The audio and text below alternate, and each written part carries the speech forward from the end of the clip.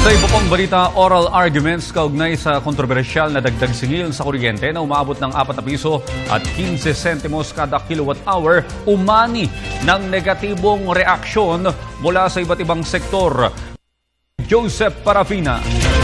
Ginawa ngayong araw na ito ng mga maestrado ng Korte Suprema ang oral argument kaugnay naman sa kontrobersyal na 4.15 kada kilowatt-hour na dagdag singil ng Manila Electric Company. Hindi pa man nagsisimula ang pagdinig ng mga maestrado, ipinakita na kagad ng grupong nasekor ang kanilang pagkatuwa sa nagaganap na oral argument sa korte. Dito raw kasi naintindihan ng mamamayan ang tunay na issue. Yung sa ERC, hinusgahan agad na reasonable yung pagtataas. Samantalang dito sa Supreme Court, binibigyan ng oras yung mga respondent na ipaliwanag muna yung kanilang posisyon bago gumawa ng paghusga. Bago naganap ang pagdinig, nagbigay muna ng pahayag ang kalihim ng enerhiya. I-present lang namin ang nangyari noong 2006 on why we have the rules and regulations on AGRA.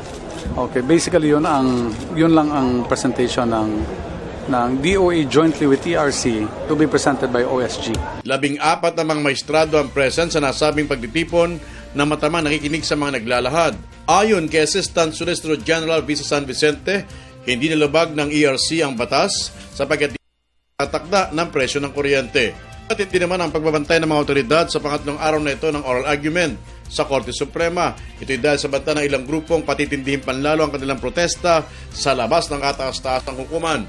Nagbigay muna ng pahayag ang Korte Suprema bago magsimula ang pagdinig ngayong araw. The Secretary of Energy and the Chairperson of the ERC have been directed to appear before the court and if necessary to answer questions from the court.